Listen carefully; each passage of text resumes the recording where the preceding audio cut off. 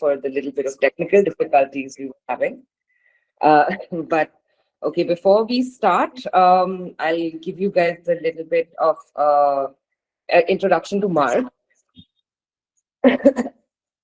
Marg is India's oldest quarterly art history publication, founded by novelist and activist Mulkraj Anand in 1946. Over the last 79 years, our magazines and books have been a forum for pioneering research in Indian art.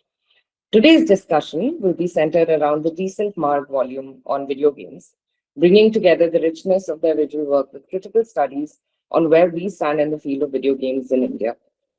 And let me quickly introduce to you the speakers for today. So we have Souvik Mukherjee, who also edited this volume. Souvik Mukherjee is Associate Professor in Cultural Studies at the Center for Studies in Social Sciences, Kolkata, and a pioneering game studies researcher from the Indian subcontinent. His research looks at video games and storytelling, video games as colonial and post-colonial media, and gaming cultures in the Indian subcontinent. Next up, we have Casey O'Donnell. Casey O'Donnell is Associate Professor of Games in the Department of Media and Information at Michigan State University. He was a 2023-2034 Fulbright Finland Scholar and remains at research affiliate at Tampere University with the Center of Excellence in Game Culture Studies and Game Research Lab. Then we have Xenia Zeiler. Xenia Zeiler is a professor of South Asian Studies at the Faculty of Arts, University of Helsinki, Finland. She researches and teaches at the intersection of digital media and culture, specifically as related to India and global Indian community. And we will also have Soraya joining in. And I think I'll introduce Soraya now. Is that fine? Yeah, why not? And then I'm sure. Yeah. Soraya Murray completed a PhD from Cornell University and is now Associate Professor in the Film and Digital Media Department at the University of California, Santa Cruz. Murray's first book on video games examines popular video games like Assassin's Creed, Spec Ops, The Line, Metal Gear Solid, and Grand Theft Auto as visual cultural songs. And yeah, so I'll take this opportunity again to welcome all of you to this talk today. And I would also take this opportunity to thank the people who made it possible for us to get this volume out. And yeah, we'd like to thank Tata Trust, Harish and Veena Shah Foundation, DLP Paribas, and the TVS Motor Company. And yeah, now I'm going to hand over the stage to Souvik. Also, before that, we've muted all of you. So during the talk, I request you to not unmute yourself.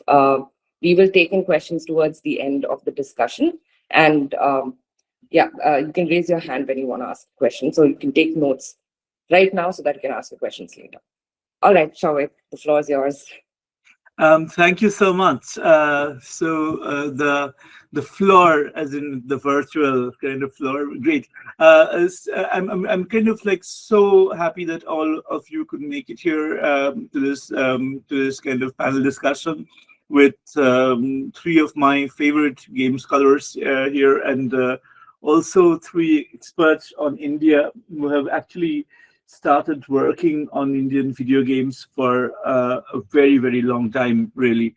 And I'm also very grateful to Marg for having organized this this event. This is the third event that Marg has organized. I mean, I am really chuffed by the kind of attention and love that I'm getting from Marg for this and this volume, Lila, Maya, and video games in India. And Marg, as Manasis told you, is this really venerable and kind of fantastic arts magazine with a rich kind of legacy going back to Mulkraj Anand, and I'm kind of and Anand was such a visionary. I sometimes wonder. I was reading the other day his book Conversations in Bloomsbury when Anand was in the UK. And I was thinking how he would have thought of video games, because he is kind of talking to some of the producers of cutting edge literature at that time, like Eliot, like Virginia Woolf, and so on. So that I'm kind of yeah. So I'm sure, kind of he would have had many things to say about video games, um, and. I'm kind of glad that this volume has kind of materialized at this. Actually, I have said this before, but I will repeat this. It just happened at the Kolkata Book Fair when Jyotsna Nambiar, who was not here, who was from Marg, who kind of like who I met, and we just kind of started talking. And she said, "Do you want to do a volume on video games in India?" I was like, "Really? Are you sure you're actually asking?" I thought it was like the crowd, and I misheard. But Mark had done this wonderful book on board games and another special issue. So I was like, "But video games, you really?" And they said, "No, we've been thinking about this for a long time." I was like, "Okay, maybe she's going to change her mind tomorrow. Let me just say yes while I can."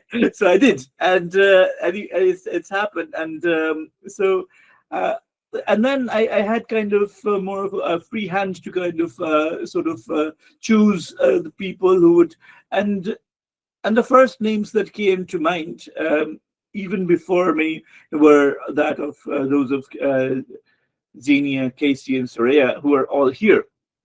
So I'm going to uh, sort of start this off because this is a key moment also in terms of Indian video games, because there are some fantastic games being made out there. I'm just kind of working with one called Palace on the Hill. If you haven't played it, please do. It's a beautiful, beautiful kind of game on Indian heritage, Indian art.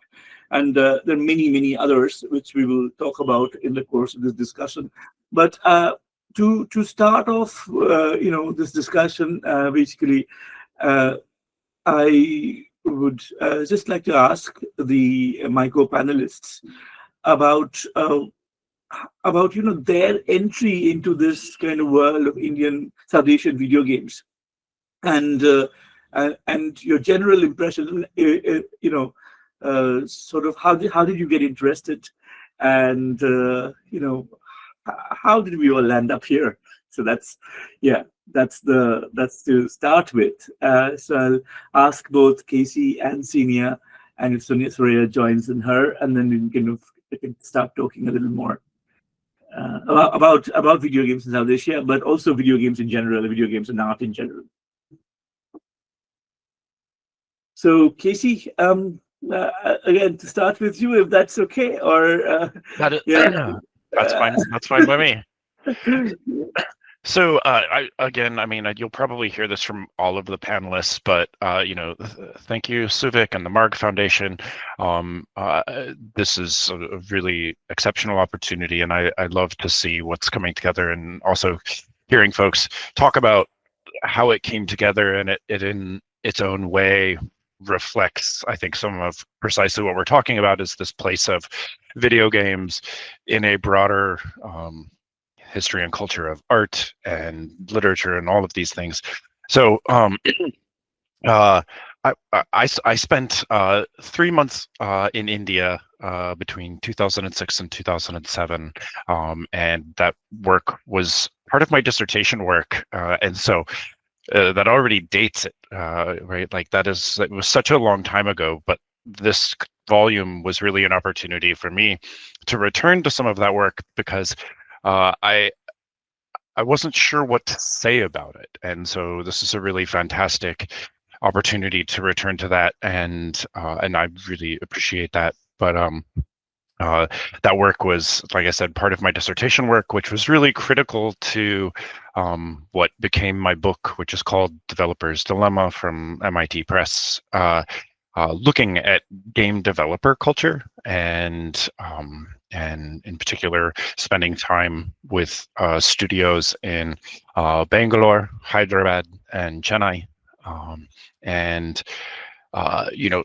it was also interesting because that moment was really the height of console video games, as well as the rise of mobile games. And so India was really at the forefront of mobile games before the explosion of things like, these kinds of flat screen devices that suddenly opened up the world of making games for mobile devices.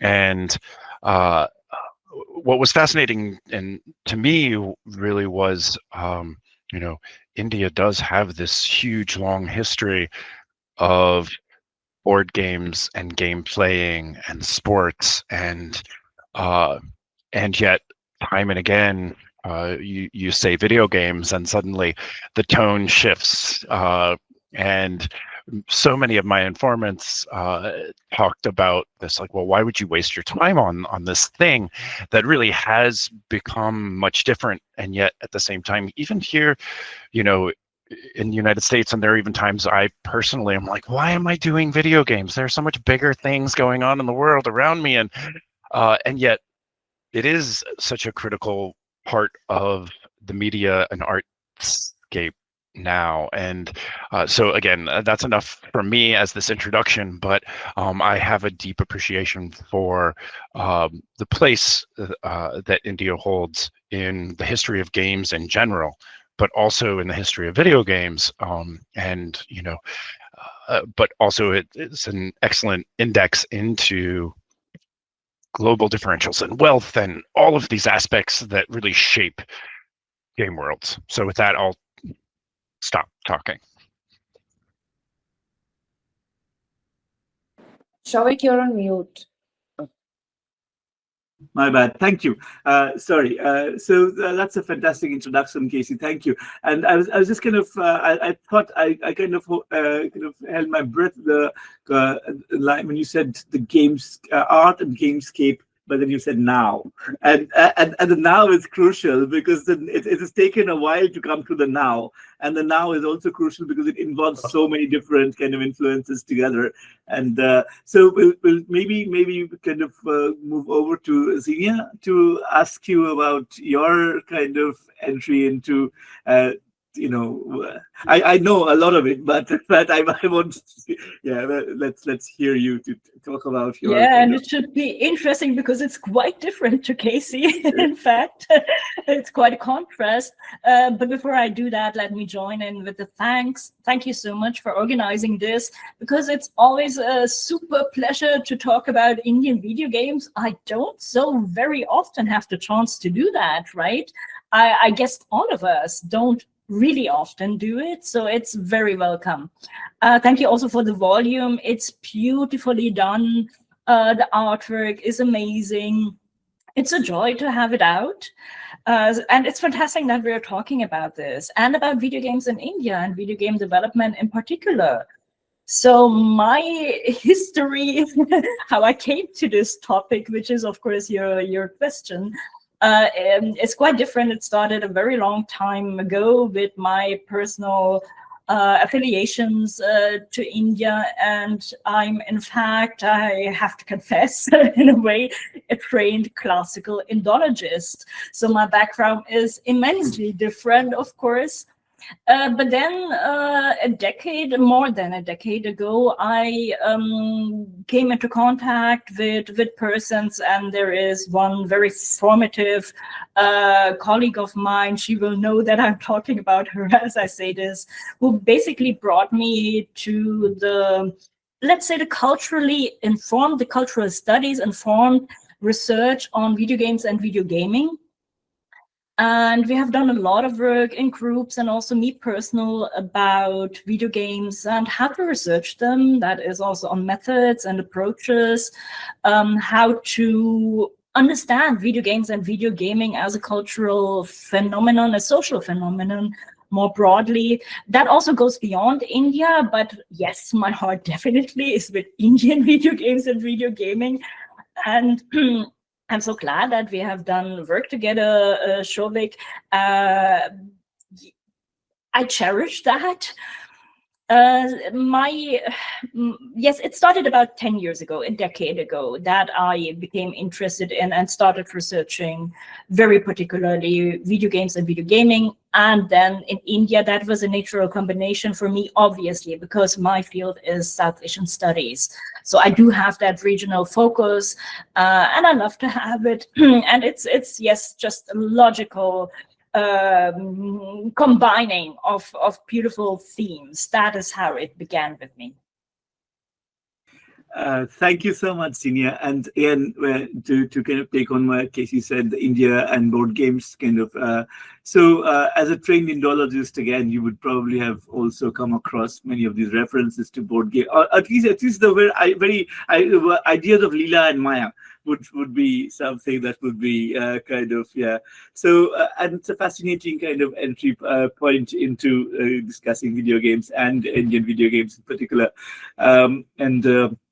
of course, I know about your genuine enthusiasm kind of for this. We are also joined by Professor Soraya Murray. Soraya, sorry if I might have messed up sending you the wrong time, I'm not sure.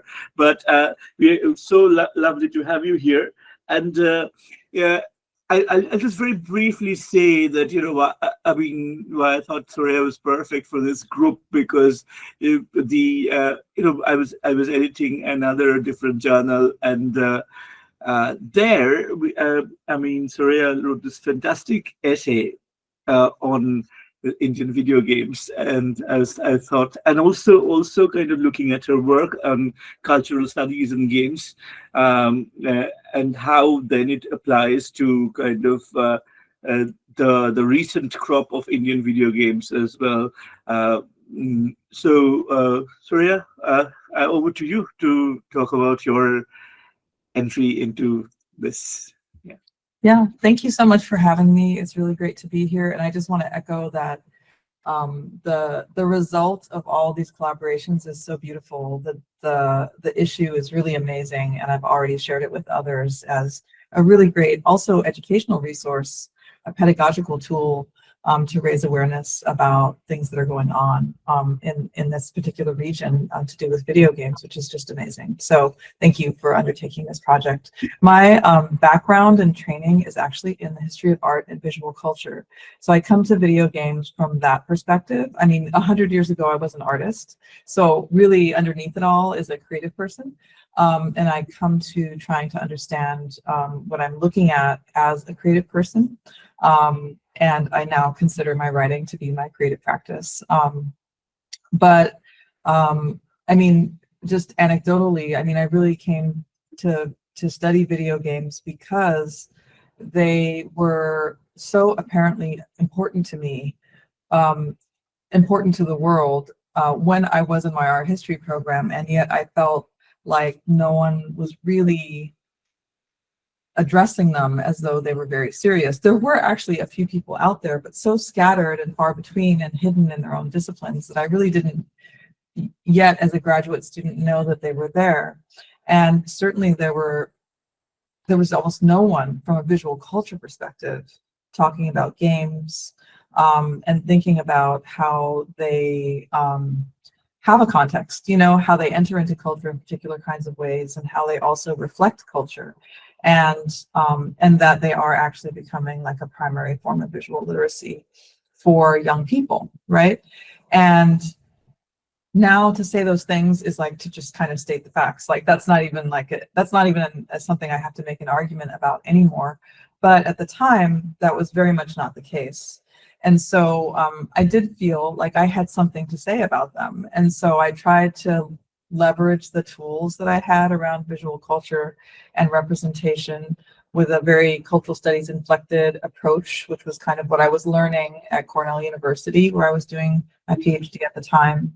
And I actually, my first peer-reviewed essay was on video games, which was not officially something I could study as part of my program at the time, but happened to be the thing that got traction about my research. And so I kind of never looked back after that, and found that whatever arena I entered into, people were very interested in what I had to say, and particularly about games and representation.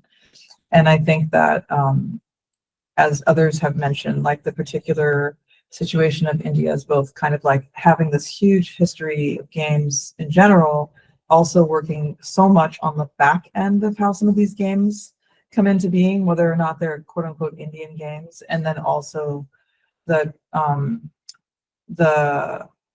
presence of like various aspects of Indian culture that's now being frontally represented in games is also super interesting to me and presents interesting challenges and questions, which I have a lot to say about, but we can discuss it together. Thank you. Thanks again for having me. Thanks all three of you for kind of sharing your kind of thoughts on this. I'm just going to add a little bit of my kind of a story of how I kind of got into all of this. And this was like I delivered I kind of gave a paid talk on in 2001 in my master's kind of student seminar, which many people liked and many people were very annoyed by.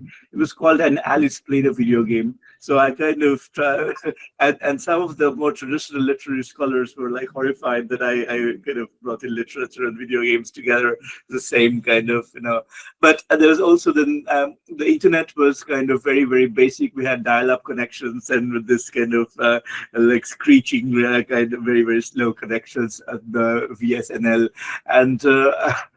And didn't most of the games that I played were shareware, so you couldn't play through the end of the game. We got them on kind of CDs, digit CDs, free. It's too expensive to afford. So I played a game called American McGee's Alice, but I played like maybe 1.5 levels or something like that, and a few more, and obviously, and so then. There was this whole kind of ludology, narratology debate back then, which I only got kind of snippets of, but I was kind of working here in India with like very basically no no infrastructure, and certainly much less than now.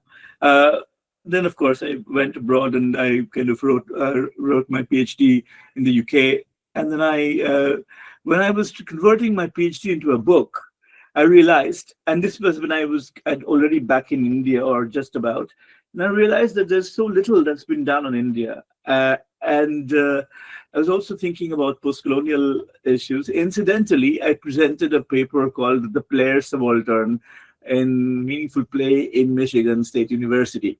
And Casey, I'm sure you don't remember, but Casey was walking past me and he said, "I want to see where you go with this." And that thought stayed with me. So I did go along, much further with that. It stayed with me, and I started then looking at the idea of subalternity, of kind of post-coloniality, and like you mentioned, Soraya, how things are happening in this region, really. Also now, more interestingly, precarity of labor in the games sector, and all of these issues which many game studies scholars have been looking elsewhere, and also games and art. So it's been a long journey. 20 my math is bad. 20-something years, and I came into sort of actually discussing. I actually started daring to talk about India and games much later in life. I'd already spent like many years doing my PhD without touching India at all. But it was only when I kind of tried to write my book that I in 2013-14 that I kind of started engaging with it, and maybe some encyclopedia articles.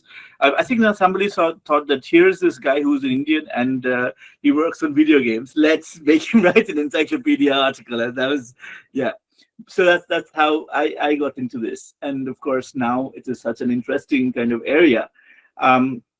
Also to work with Indian game designers, I would say, and I'm sure Xenia would concur, here the industry academia rift is kind of not as much really, and it's easier to kind of work with game design, at least it has been for me. I'm right now working with Niku Games, and Xenia has worked with Satyajit, Flying Robot Studios, who's also based in Kolkata. Yeah, so that's and there is like much more interesting work going on. Let us see. And India has just kind of finished its annual game developer conference, IGDC, like last week. So there's more and more kind of games coming. So with that, I'm kind of going to go into this. What you started with, Casey, about mobile games, and India is still kind of very much into mobile games. And as you said, when you started your when you were looking at it in your dissertation, it was doing that. And Ted Friedman said of Rajesh Rao that he is one of the characters in his book, that the world is flat. So the world. So what would you think? I mean, what was it like was the world flat when you came to India back in them days and kind of researching? That's one question. And the other question, and this I've been dying to ask you, and I will ask forgiveness of the other panelists, I'm really intrigued about the title of your book, Developer's Dilemma. I really want to know about the dilemma, if the dilemma still persists, and was the dilemma there, and so. Yeah, no, so that's a great segue, and it's actually Rajesh's position in Thomas Friedman's book that sent me to India, and I think it's actually a testament to what you said about this industry academia divide not being as rigid in India as it is in the States, because access to field sites was really like super difficult here in the US, especially back in 2005 when I always joke that I Dudley do-righted, which was like I accidentally bumbled my way into what ended up working out. And so I feel like there's a lot of accidental serendipity that went into my work. But yeah, no, so I wound up at Dhruva Interactive in Bangalore, and honestly, to answer your question, my first thought when I got there was, how on earth does anybody think the world is flat? Like, there's so much differential, and there were so many things, and India taught me so many of these pieces. Like in particular, when I was at Red Octane in Hyderabad, and they were doing work for Activision and Red Octane in the US. And all of my NDAs are long expired, so I can say these. But it was simply so difficult for developers to have access to dev kits or the hardware that goes into making console games, and there were just barrier after barrier that had been erected between the folks trying to do their work and this mainstream industry that I had seen in the US that was just happening. And to see those struggles were precisely what makes the world not flat. I also want to echo my master's thesis back in, goodness sakes, 2005 was actually looking at outsourcing and how imagery in the United States about outsourcing, particularly to India, was represented. And so I've always been very attentive to this representational space, which is, I think, again, why it took me so long to talk or write about some of this material. But yeah, no, I was just like, this is not flat, and there are all of these structures that shape global capitalism in ways that are power laden, not flat. And so and then Souvik, when you came to Meaningful Play and started saying the things that I wish I had anyway, and I was like, this is why I said that to him. Like, I really want to see where this goes, because I don't feel authorized to say some of these things. And so to find folks that were doing that work and being like, go, please do this, because I'm not ready to say anything yet. And so it's delightful to see all of the work that has come out of this, and also how much has changed. And I think that's the exciting part. So. Thanks, Keith. That's like fantastic. I wonder, Xenia, if you would kind of maybe, again on this whole idea of the flatness and then art and kind of religion. I know. I'm still intrigued about Xenia's PhD work on in religion and how it all comes in. And I remember you writing this essay on Hanuman Boy Warrior, which was this game that was released with PS2, where Sony had just made its entry into India after many people didn't want to get in, but then the console had just come in. And earlier for us, just to give for international audiences or people from a different generation, it was impossible, it was unthinkable to have consoles really, unless the rich neighbors, would kind of get them. So, Hanuman Boy Warrior, and then how do you see the scene now from Hanuman Boy Warrior until now, with the Durga Puja games that you have yourself designed? Yeah, if I would follow up on Casey, indeed, like the biggest question and the most wonderful thing that happened, of course, is the change that we see, right? The transformations which happen in a very, very short time. When you look at global developments in video game production, video game development, otherwise beyond India. So India really took a leap forward at a certain point in history. In fact, I quote that very often, and I would need to pick out the reference in detail, but it was, I believe, between 2010 and 2012. We had this massive jump just in the number of game development studios in India, which were out there, which were being registered as a business. And I think it was a jump of over 200 or even 300%. And that was quoted for the first time, indeed, in that essay that you mentioned now, which was my first ever piece on Indian video games, which came out in 2014. So that's a decade ago. And so many things have changed since then. And it's not to say that there are still that there aren't still issues for Indian game developers. There is this often quoted lack of infrastructure when it comes to education. There is no properly, I'm told constantly, no proper game development degree program in India. That is changing a little bit, but it's not really established yet. Then we have cultural specifics, which also might hinder a little bit, or at least dampen the enthusiasm for game development as a profession, but also for game playing. For that matter. But let's not dwell on the negative sides and look at the positive developments, which are certainly there. So we don't only have a massive differentiation and diversification of what is coming out of India, but also we have like super creative approaches which are unique to India, some of them, which build on, yes, the rich tradition of the subcontinent when it comes to game and gameplay and the understanding of how that might be transformed into some narrative or audiovisual spaces, though Soraya would be the better person to comment on this, of course.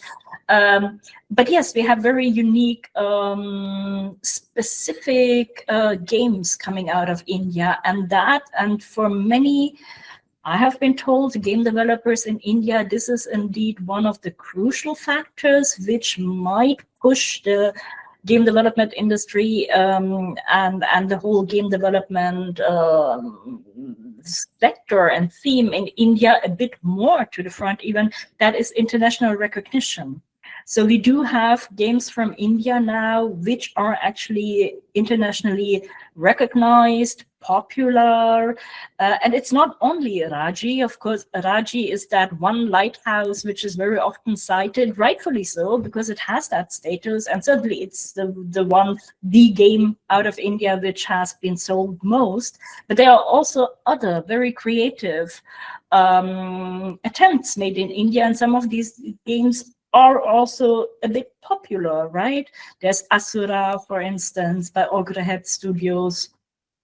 And there are others for this. But I think I'll let Soraya speak about the thing that I touched upon already, that is the artistic specifics, maybe, when it comes to games produced in India. And maybe I forgot who, but some of you already touched it. What actually defines an Indian game, right? What is an Indian game? Is it a game which was produced by a game studio which is physically located in India, or what is an Indian game to begin with? Yeah, those are very, very interesting questions raised by you, Xenia. Also, I was wondering if Soraya, if you would be okay to answer, so this, but then also to, touch on the fact as, this was something that Xenia said about kind of how, despite all the problems that are there, I mean, they're there, but how South Asian games, Indian games are perceived globally. I mean, let's say as somebody who is a leading game studies critic like all of you, how you kind of saw the games that you analyzed. I mean, how you looked at them in global terms. And then, of course, we can open this up a little more to the issues of art and but maybe if you could just start with that, how it works globally, and how also like the nuances, like you mentioned, Xenia. So yeah. Yeah, thank you. And yeah, I mean, I think that one of the core interests I have really is in something I described in the article, which is this burden of representation, right? There are few games, right, coming out of a particular region, and we can use India as one example, that actually, we say, cross over, right, into mainstream attention in some kind of way, positive or negative. What happens is that one example, or these few examples, have the burden of somehow standing in for all representation. And so it becomes, what you get is a situation where, and I think this is true of many constituencies, like the representation of African Americans in games, or the representation, like you get into a situation where that representation has to perfectly function, right, in a particular kind of way for an audience. And if it fails to do so in one way or another, then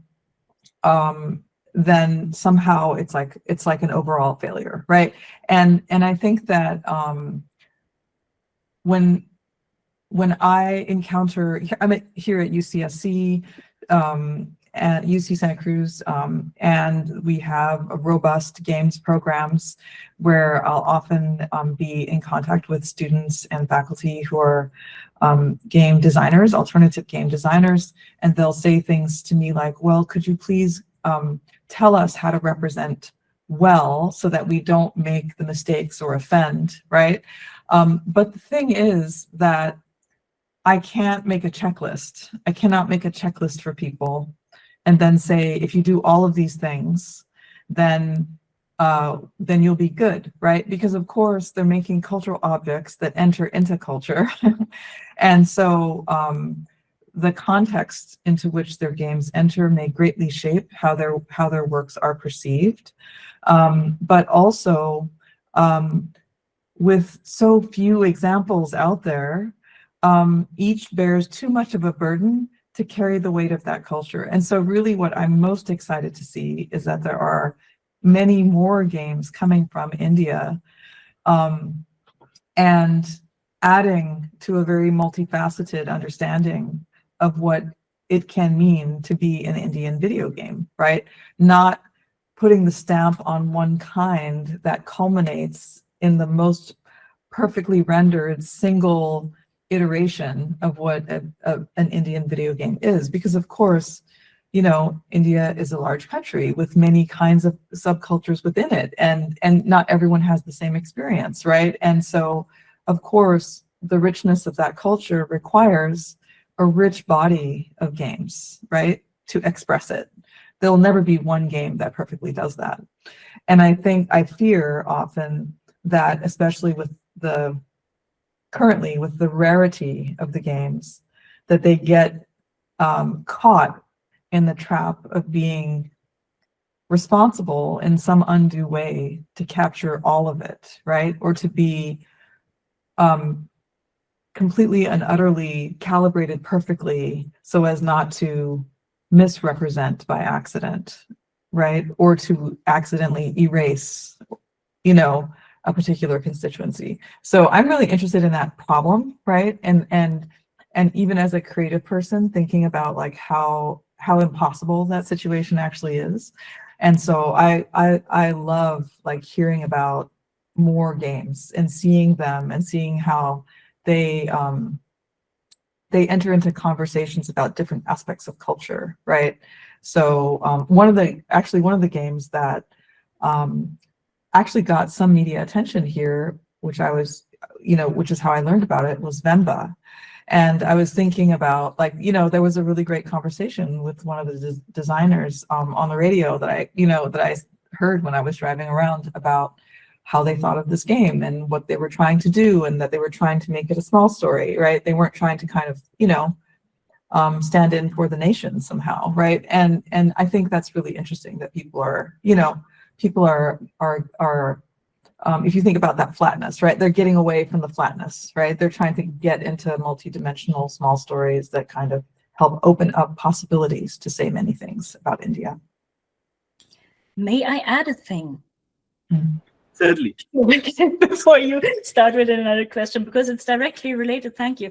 I was also thinking about this issue of representation and how video games are sometimes perceived as being almost naturally, by definition, perceived as a platform to accurately represent something, be it a cultural construct or a historical fact or anything of that matter. But if we are frank, and if we are looking at a kind of meta perspective, again, that would only be true for the so-called serious or educational games. Otherwise, video games are creative products. They are part of the creative industry. They are meant as entertainment. And while I do also, some of my work also focuses on the representation of whatever cultural heritage, mainly in Indian video games, it's not by definition, how to say, it doesn't need to be accurate. It doesn't need to, it can't be disrespectful. No question about that. Of course not.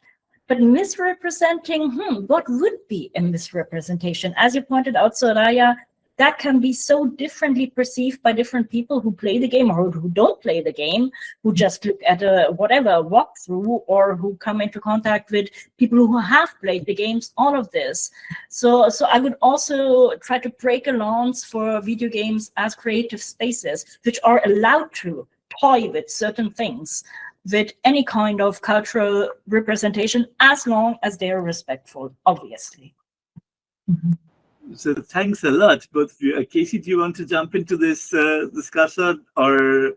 No, I mean it's lovely to hear, and I think I think the part to me that sticks out actually goes back to one of the questions you asked me, which is the dilemma that I talk about in my book, and the dilemma is still there.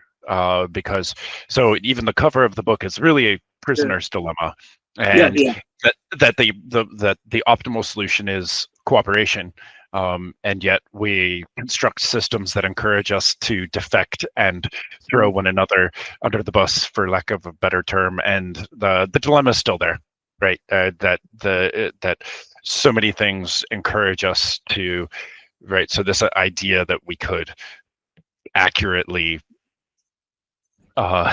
encapsulate Indian culture in a single game, like, what a ridiculous notion! Any more than you could encapsulate, let's encapsulate global culture into a video game. Like, that's ridiculous. And yet the pressure remains, and if somebody makes a mistake, I'm not beyond calling out things that are not good / inappropriate, but also how do we help one another make better choices and decisions about these things and work together? So anyway, yeah, but it's great to hear all of this. I think the dilemma is a really kind of nice scenario to put this in, as is the burden of representation, and as also Xenia, what you say about the need for plurality and kind of getting the granularity and not kind of making it that flat kind zone, and I'm kind of really intrigued by the example of Venba, because it's about food, right?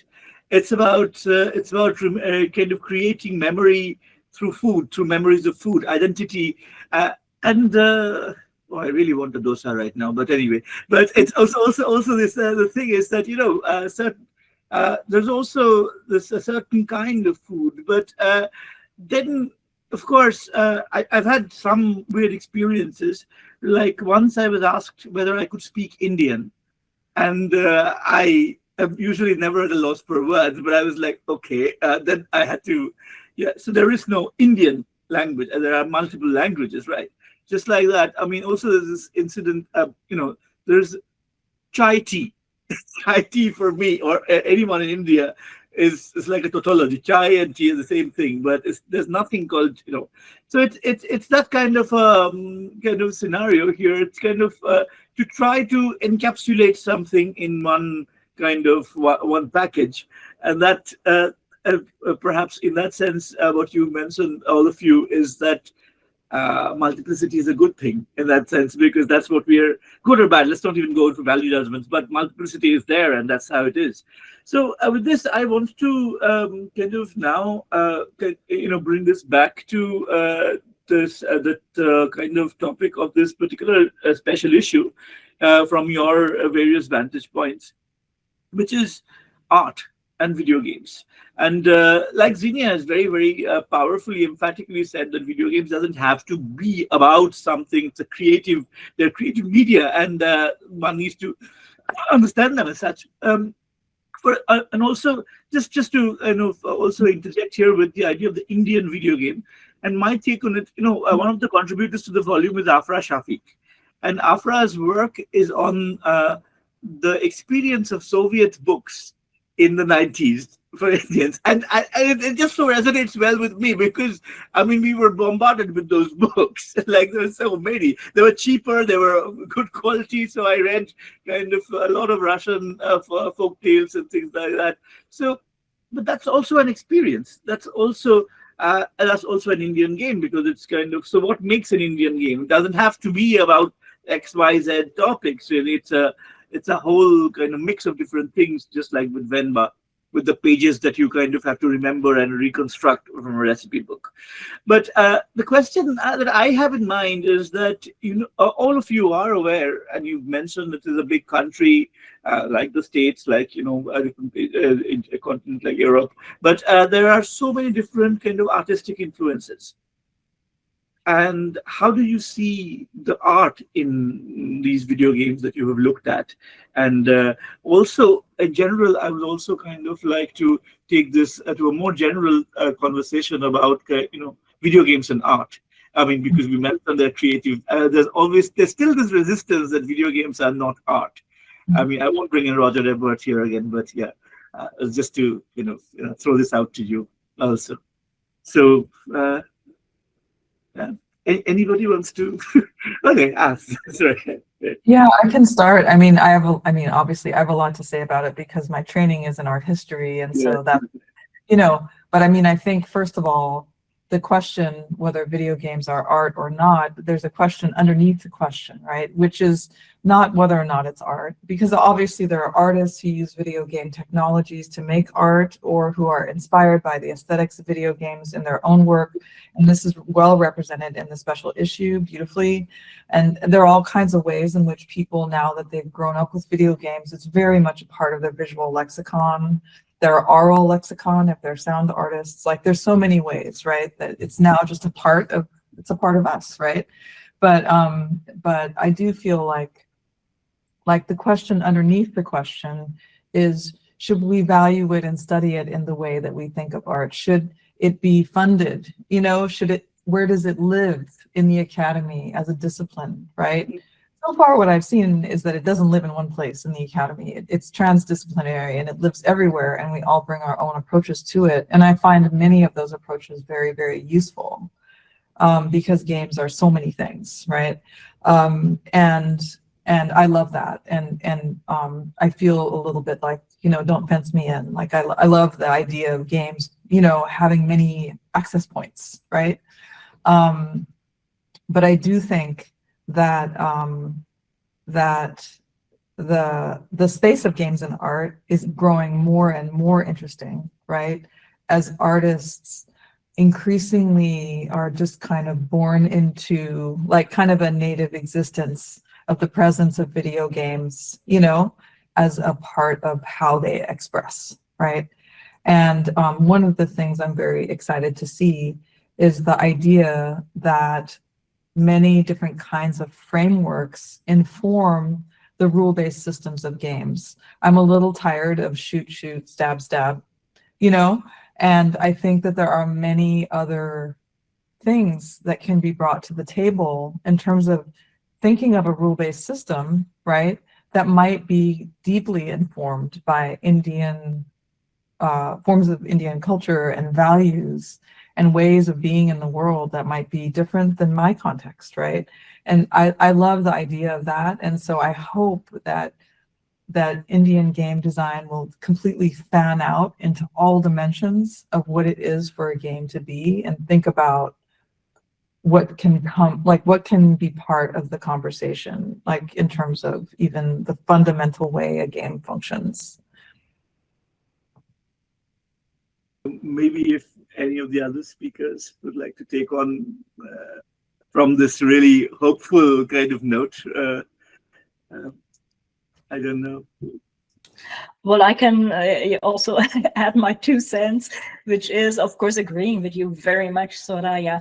Thank God, in academic terms, when it comes to academic disciplines, video games are across disciplines. They are transdisciplinary, or they are researched in a transdisciplinary way, in a multidisciplinary way, as they should be. Because we have so many questions and so many answers we can get from video games and video gaming research.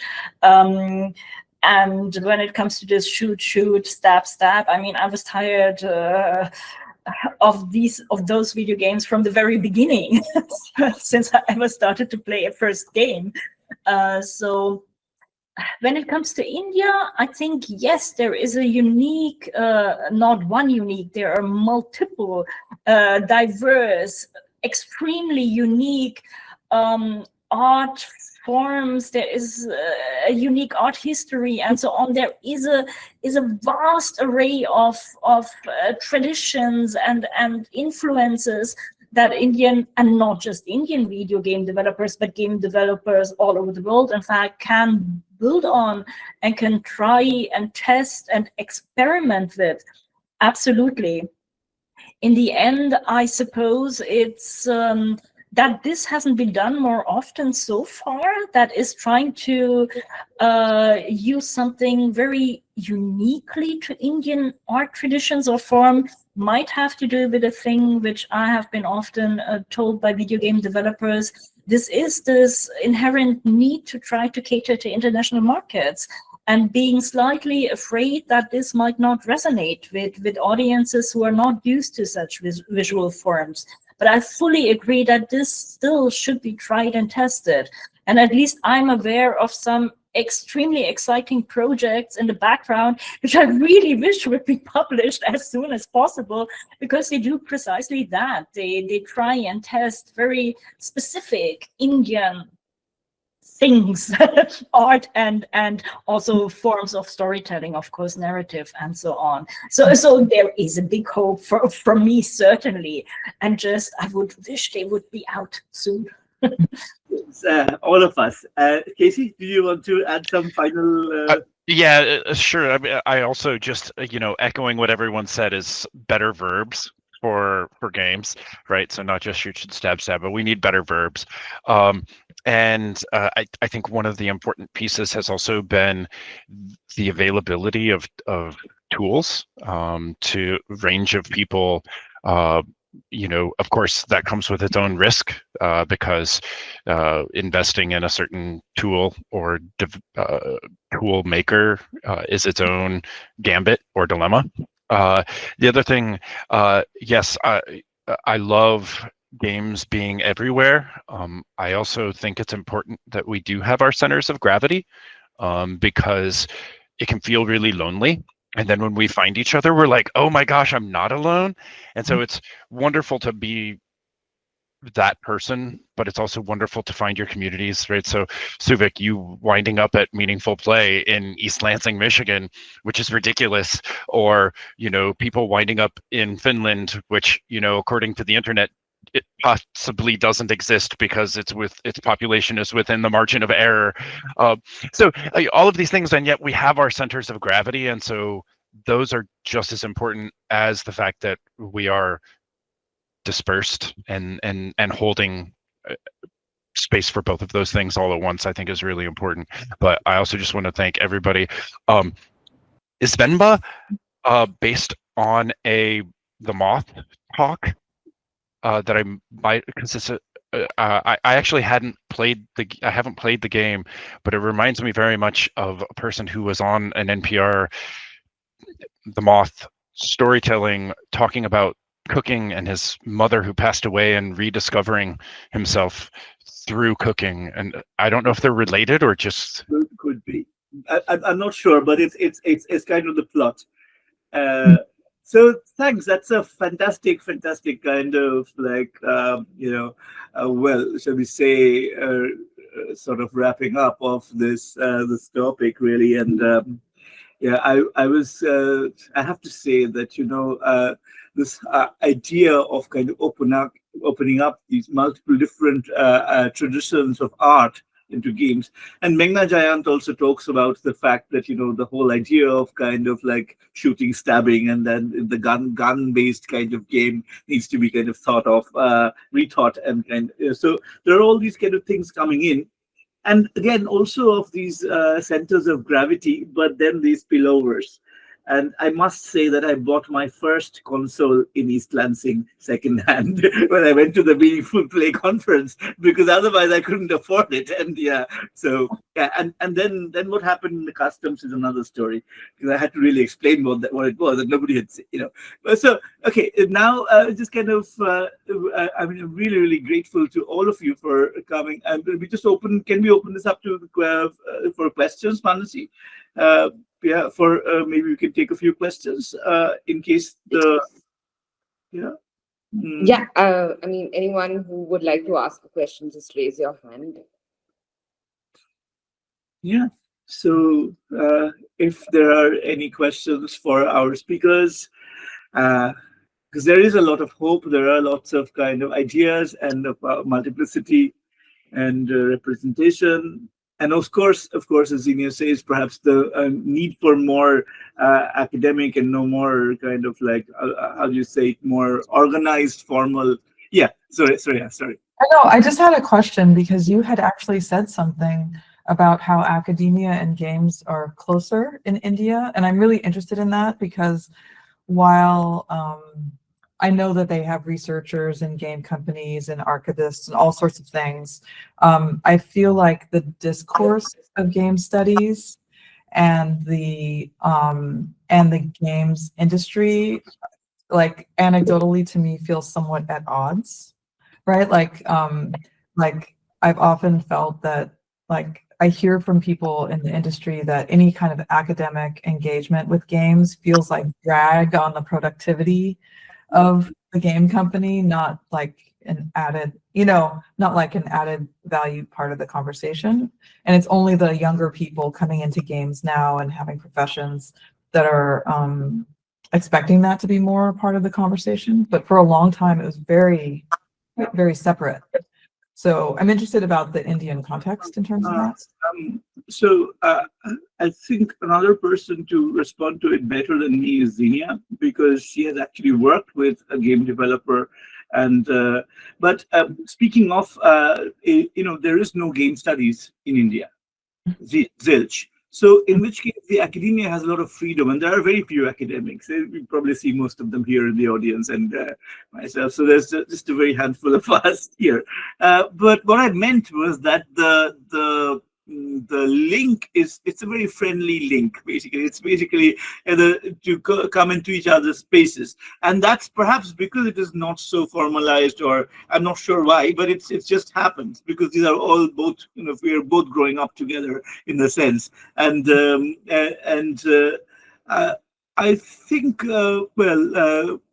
I'm currently working with kind of Niku Games on Palace on the Hill, and we have a I think, at least on my side, we have a really chilled out relationship. I have to ask Mridul and Mala. They're like a couple, and they're making games, and they're it's like an indie game, but it's doing very well on different art traditions in India.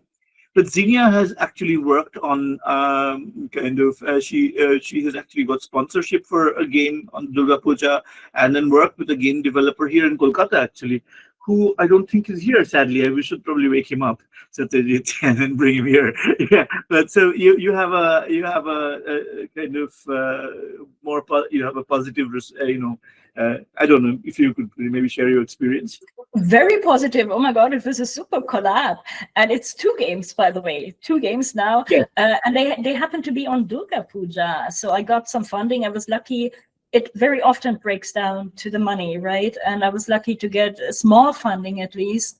And we ended up with 2, we call them educational games. And Satyajit, our lead developer from Kolkata, I think he's not fond of the term educational games, but I think they are. In a way, they are fun. I hope so, at least.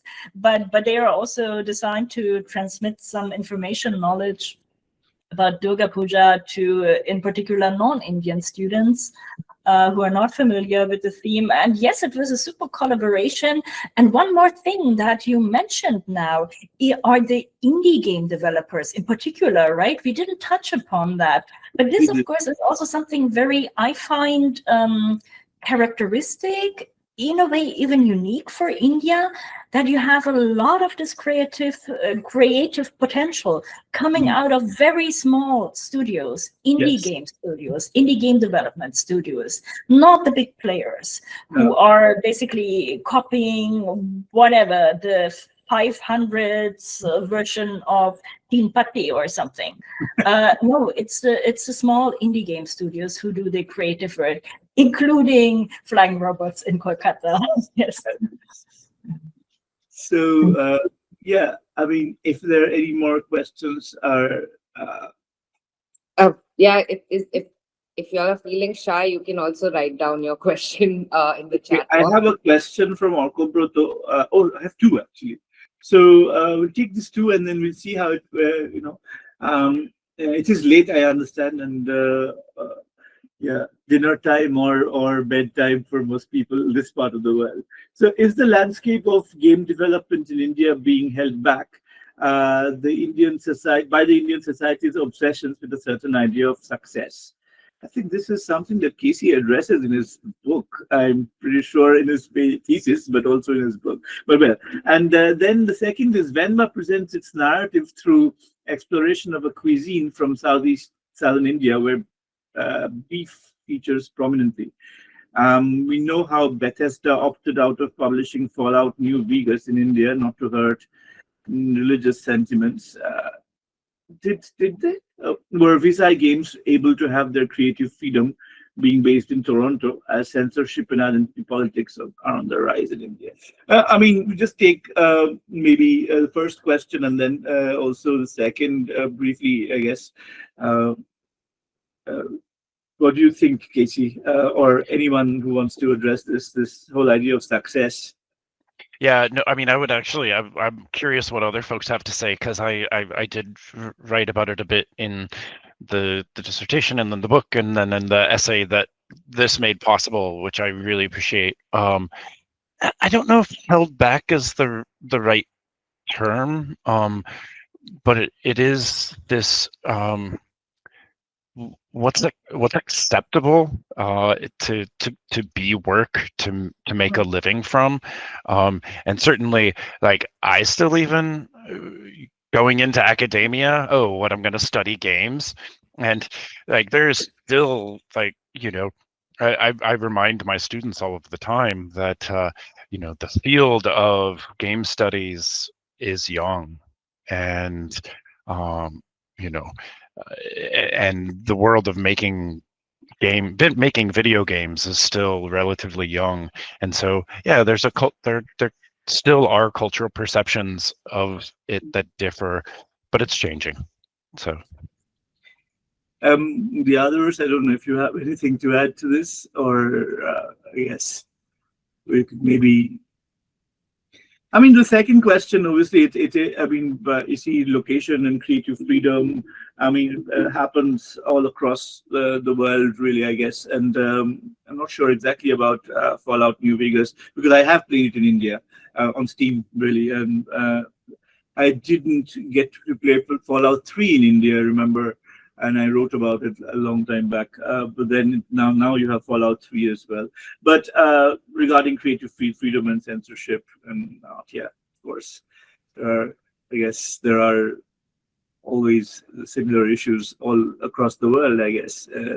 But I don't know if you have anything to.